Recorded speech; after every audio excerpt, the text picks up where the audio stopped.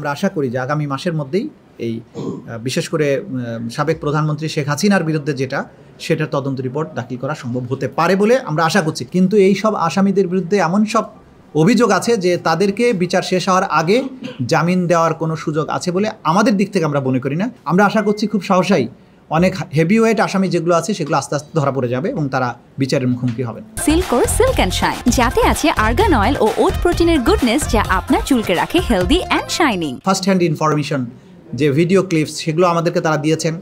তাদের যে উপরে সংগঠিত নিষ্ঠুরতা, সেগুলোর বিবরণ তারা দিয়েছেন। ফলে আমাদের এই রিপোর্টগুলো আরও অনেক বেশি এক্সপান্ড হচ্ছে এবং আমরা প্ল্যান করেছি আগামী এই সপ্তাহে এবং আগামী সপ্তাহের মধ্যে আরও অনেকগুলো বিশ্ববিদ্যালয়ে এরকম গণশুনানিতে আমরা যাব। এবং সে কারণে যেহেতু ঢাকাতে বেশি পরিমাণে হয়েছে, ঢাকার সবগুলো বিশ্ববিদ্যালয়ের কাছে যদি যাই, তাদের কাছে এই সংগৃহীত এই তথ্য প্রমাণগুলো আমাদের তদন্ত রিপোর্টকে অনেক বেশি এনরিচ করবে। সে কারণে এগুলোকে গুছানোর জন্য একটা সময়ের প্রয়োজন হবে। হাসপাতালগুলোর থেকে আমরা বুলেটগুলো জব্দ করেছি, যেগুলো শহীদদের গা থেকে বা আহতদের শরীর থেকে অপসারণ করা হয়েছে অপসারণের মাধ্যমে, সেগুলো জব্দ করা, সেগুলোর ফরেন্সিক করা, সেগুলোর কাজ আমাদের চলমান আছে। এবং জাতিসংঘের রিপোর্টের সাথে এটার কিন্তু মিল আছে যে কোন ধরনের আগ্নেয়াস্ত্র থেকে গুলি করা হয়েছে সেগুলো আমরা পাচ্ছি। এই যে বিস্তৃত কাজ, একটা হত্যাকাণ্ড হলে খুব সহসাই রিপোর্ট দেওয়া সম্ভব ছিল, তো জাতিসংঘ বলেছে প্রায় ১,৫০০। আমাদের কাছে ১,৫০০ থেকে ২,০০০ এরকম তথ্য প্রমাণ আছে। এই পরিমাণ শহীদ এবং বাকি তো আহতের প্রশ্ন আছে। সুতরাং এটা অসম্ভব জটিল এবং কঠিন কাজ, কিন্তু আমরা দিনরাত পরিশ্রম করে এটাকে সফল করতে চাই। আমাদের প্রত্যেকের মধ্যে সেই দৃঢ় প্রতিজ্ঞা আছে। আমরা জাতির কাছে কমিটেড। ইনশাল্লাহ আমরা খুব দ্রুততম সময়ের মধ্যে এটা কমপ্লিট করতে সক্ষম হব। রিপোর্টের যে বর্তমান স্ট্যাটাস, কোন পর্যায়ে তদন্তটা আছে, সেটা আমরা বলেছি।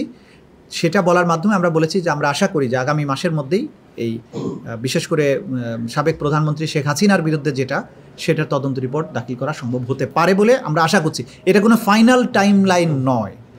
আপনারা মনে রাখবেন যে তদন্ত কাজে যতটুকু লাগবে সেইটুকু সময় কিন্তু আমরা গ্রহণ করব। কারণ আমরা যদি বেশি তাড়াহুড়ো করি, তাহলে এত কমপ্লেক্স একটা তদন্তের যদি কোনো ত্রুটি থাকে এবং সেই ত্রুটির ফাঁক দিয়ে আসামি বেরিয়ে যায়, তাহলে জাতির কাছে কিন্তু আমরা দায়বদ্ধ থাকব। সেই দিকটা বিবেচনায় রেখে আমরা একদম ত্রুটিহীনভাবে রিপোর্টটা যাতে তৈরি করতে পারে আমাদের তদন্ত সংস্থা, সেই সময়টা আমরা তাদেরকে দিই। জাতিসংঘের সাথে আমাদের কথাবার্তা চলমান আছে। আমরা চেয়েছি তাদের কাছে সেই রিপোর্টটা আমরা নেয়ার প্রক্রিয়ার মধ্যে আছি। মানবতা বিরোধী অপরাধের মতো জটিল এবং এত সিরিয়াস অ্যালিগেশনের ক্ষেত্রে এটা তো বলাই আছে অজামিনযোগ্য, কিন্তু জামিনের ব্যাপারে তো আদালতের জুরিসডিকশন আছে যদি আদালত মনে করে। কিন্তু এই সব আসামিদের বিরুদ্ধে এমন সব অভিযোগ আছে যে তাদেরকে বিচার শেষ হওয়ার আগে জামিন দেওয়ার কোনো সুযোগ আছে বলে আমাদের দিক থেকে আমরা মনে করি না। কিন্তু ডিসিশন নেওয়ার ক্ষমতা তো সবসময় আদালতের। আমরা আদালতের উপরে কোনো কথা বলতে চাই না।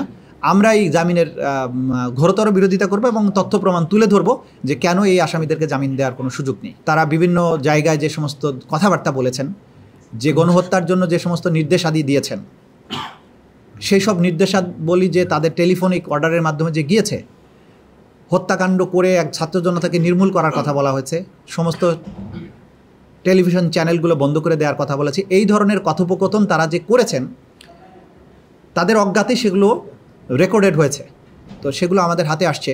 তো আমরা যেটা বুঝি, আপনাদেরকে যেটা বলতে পারি যে মানুষকে মারার জন্য যে ফাঁদ তারা পেতেছিলেন, সেই ফাঁদে হয়তো তারাই পড়তে যাবেন না। অন্যান্য মামলাতে অনেকেই গ্রেপ্তার হয়েছেন আর অনেকেই গ্রেপ্তারের বাইরে আছেন, যেটা আপনাদেরকে আগেও বলেছি যে ক্রমান্বয়ে কিন্তু গ্রেপ্তার হচ্ছে, গ্রেপ্তারের সংখ্যা বাড়ছে, ওয়ারেন্টের সংখ্যা বাড়ছে। কিন্তু প্রধান কিছু জায়গায় আসামি গ্রেপ্তার করা সম্ভব হচ্ছে না।